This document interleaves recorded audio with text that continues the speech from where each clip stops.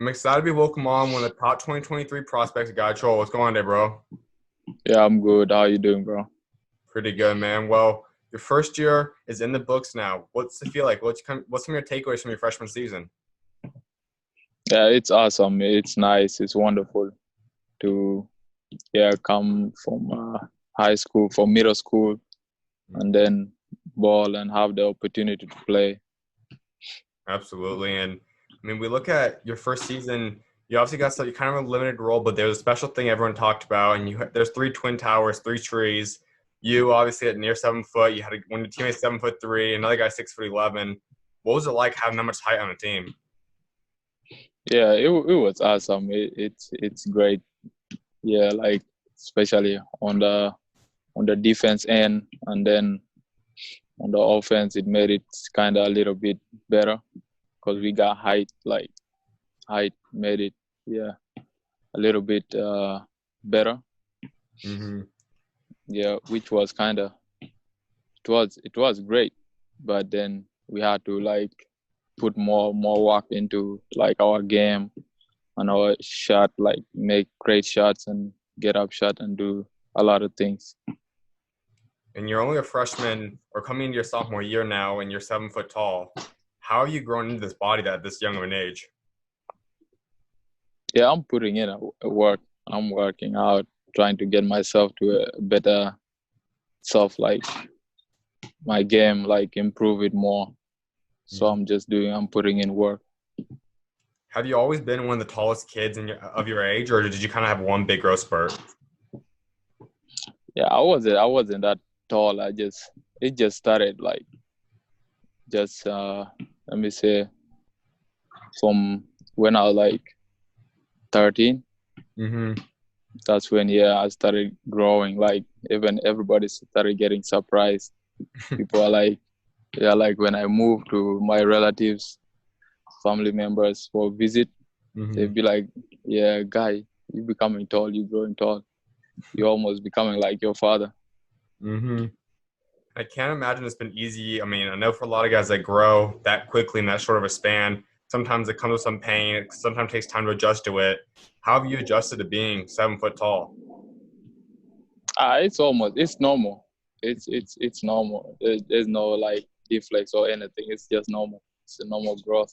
Because from like our place, mostly my whole like almost let me say my whole family we tall. Mm-hmm. Yeah. That's awesome. And so you have a freshman season where you guys lose in the championship game, but overall it was a solid year for you guys. What take us through this year? What was it like kind of making it as far as you guys did make it?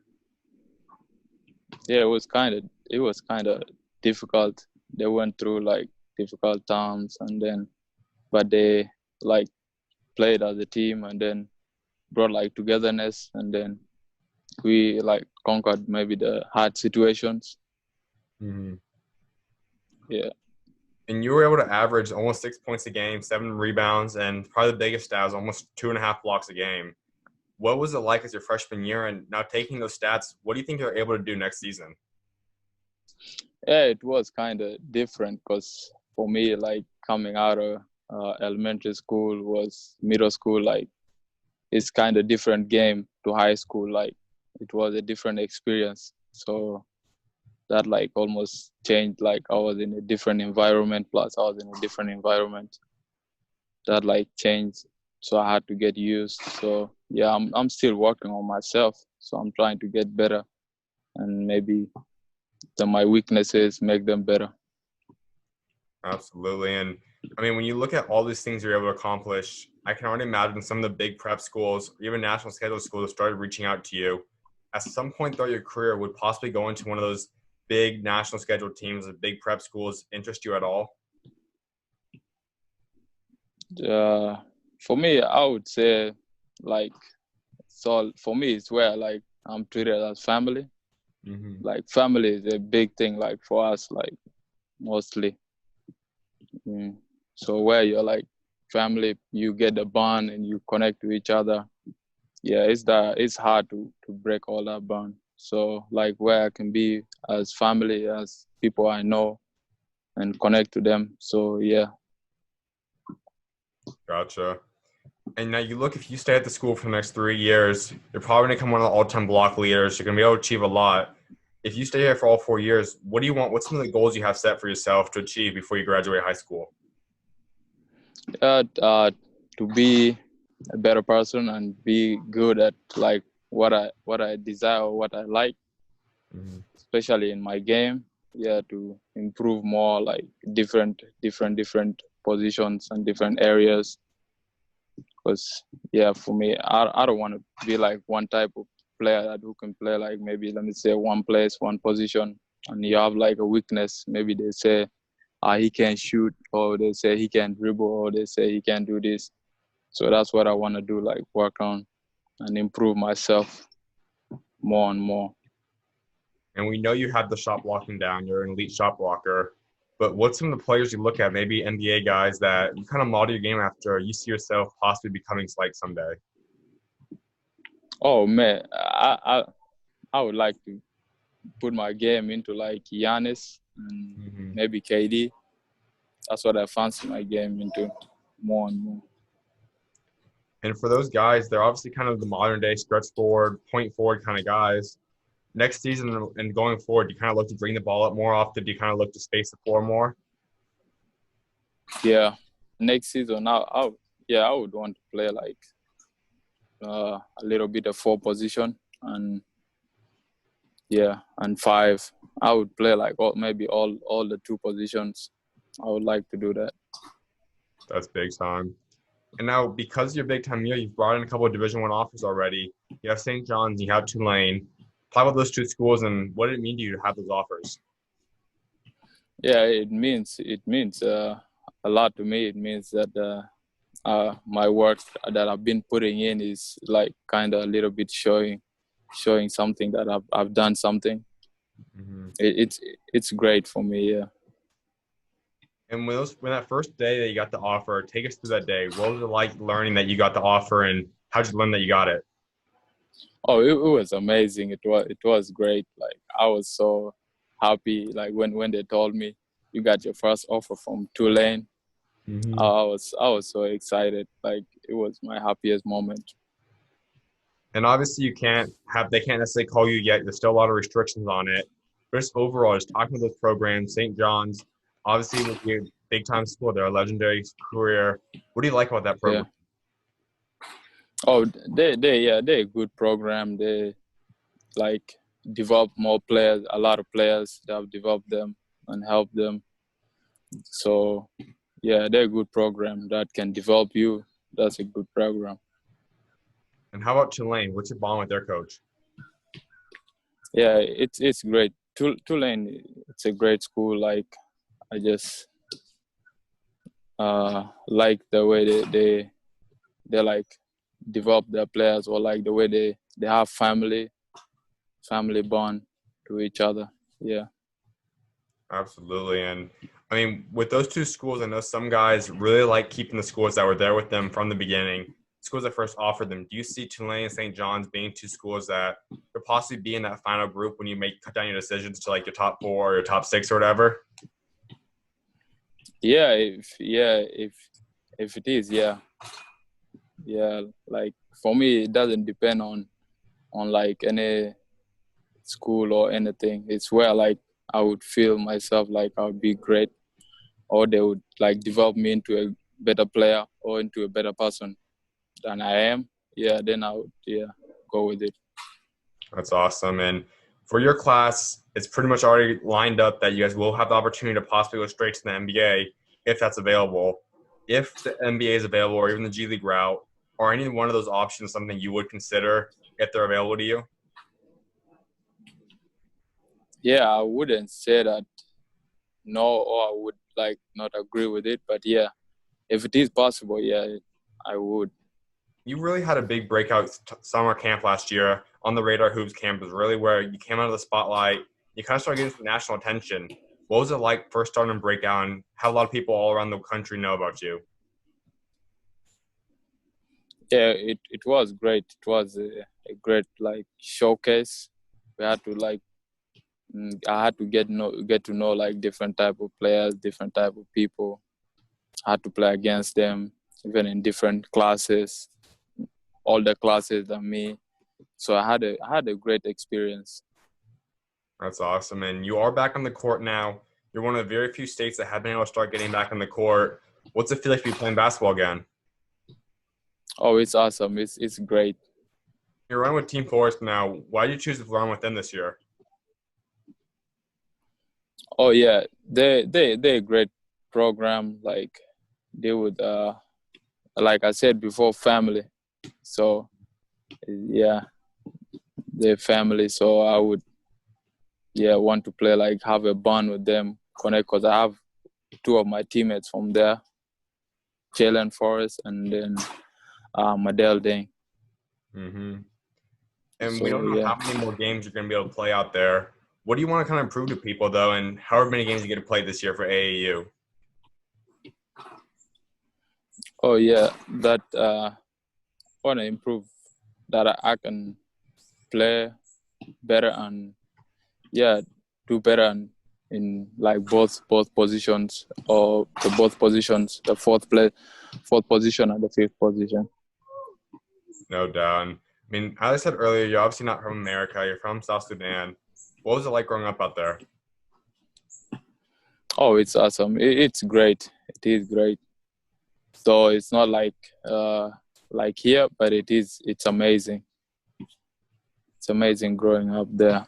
Like there's a lot of culture that which is not here, but then there we base like on culture more especially.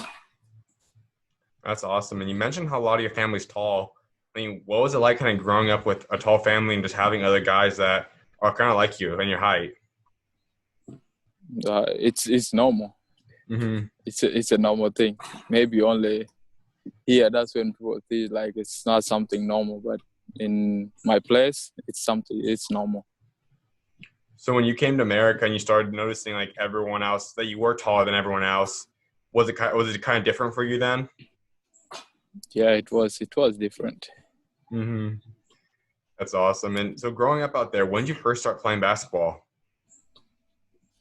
Oh, me, I started it pretty early.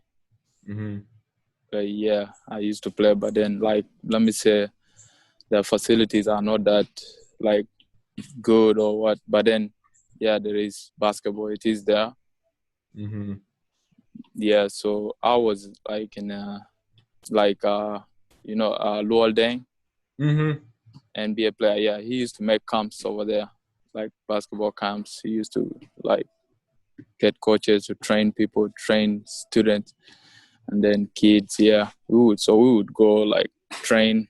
It was like an introduction to basketball that time. So we would attend almost his camps. And that's something a lot of people in America hear about. Obviously, Luol Deng's a guy that goes out and gives a lot of community service. We see that. What's the kind of impact he's had in your life and just all the guys out there learning how to play basketball? Oh yeah, it has impacted like a lot. It has changed like uh, a lot of people's lives, given them like some people have got opportunities to play like a different type of sport, because they are like the main sports are like soccer. With basketball, yeah, it was introduced, which made it like kind of people to get new experience Mm-hmm. and play basketball and be coachy, like got some coaches, some trainers, and then so it is, yeah, developing young players. And we've seen basketball grow. I mean, it's still, I think soccer's still the dominant sport all around the world, but we've seen basketball start to pop up and we see so much international talent come to America for high school, college, and obviously the NBA as well. What's it like just seeing how many different cultures have now come into the game of basketball? Yeah, it is awesome. It's nice. It's amazing to see like different type of cultures and different type of people coming to play one thing, which is play a ball. It Mm-hmm. kind of looks weird, but then yeah, it is. It's connecting like almost everybody. Mm-hmm. It connects people. Without a doubt. And going back to the Luol Deng thing, I mean, how much of an impact has he had on your life personally? I mean, do you know him really well or no? Yeah, I know him because he used to come. He used to come and like to our country. He used to come like maybe during the tournaments, because he had a foundation. We were in his foundation, like. So yeah, during the tournaments, maybe the leagues, he would come and visit people, like then donate some, let me say, some shoes or some clothes or some, like all basketballs to kids. So it was amazing That's to awesome. see him, cause everybody honors him, like people honor him, like he's a great player. Mm-hmm. So a lot of people look up to him. So yeah, it was amazing for him to do such a thing. And you made the move to America now, obviously. How did you get the opportunity to come to America, and just take us to the opportunity to go from Sudan, obviously, out to America now? Oh yeah, it was through like a friend of mine. Mm-hmm. Yeah, he's the one who connected me to come over here, like to the school. That's big time. And you come to America, how'd you adjust to living out here? What's some of the biggest differences you noticed? Let me say like the living, or like the culture is different. I can say that Mm-hmm. the culture is different, so I had to adjust to the culture and the lifestyle. I had to adjust to it. So yeah, that was the only thing that was a little bit difficult, but I adjusted to it. How about food? Did you like your food back home more, or do you like American food more? I like my food more, though American food, like, it's just, yeah, it is. It's great. It's a great food, but then yeah, our food there is it's better than this. Mm-hmm. For you, I mean, I know a lot of people in America obviously don't go to Africa. They don't actually know what it is, and maybe they're not as informed about Africa. What's some funny stories maybe you've had of people asking you questions, or just different things people thought of Africa that might not be true? Oh yeah, like a lot of people don't know much about Africa, but it is a great place. It's almost like, for me, like what I used to say, America, like I used to think America like more way different, like too different. But then like when I came here, it's almost the same. There's no difference. Only maybe the culture is the one that is different. But Mm-hmm. then everything is the same, almost. That's huge. And I mean, now you've been here for a couple of years. What's it kind of like? I mean, overall, what's kind of your thoughts about living in America now? Yeah, my thoughts are great. Yeah, it is a great place to stay. Yeah, it's all for all this time that I've been here. Yeah, I've had an amazing experience, a great experience. So yeah, it is great. That's big time. And you obviously, like I said many times now, you are one of the top players in 2023.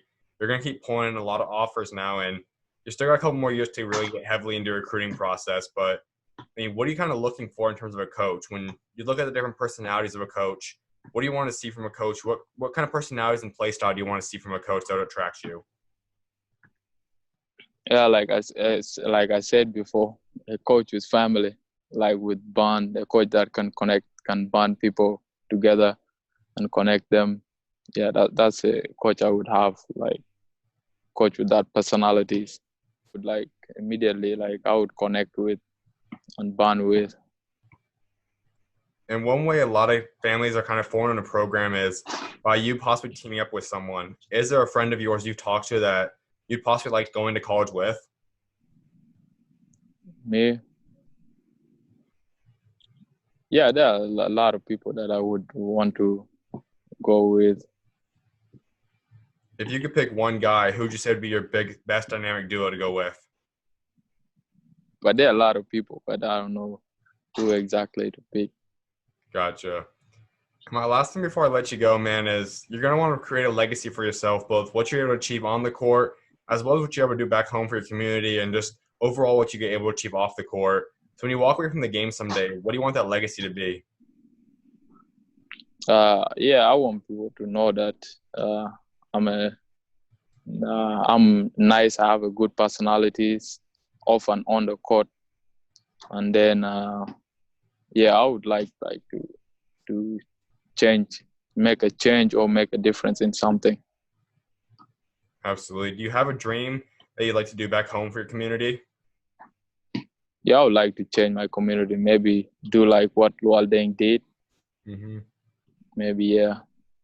That's big time, man. Well, I'm definitely excited to see what God's got next for you, man. And I definitely appreciate you taking time to come on today, man. All right. Thank you. Of course, man. You're always welcome on, bro. God bless.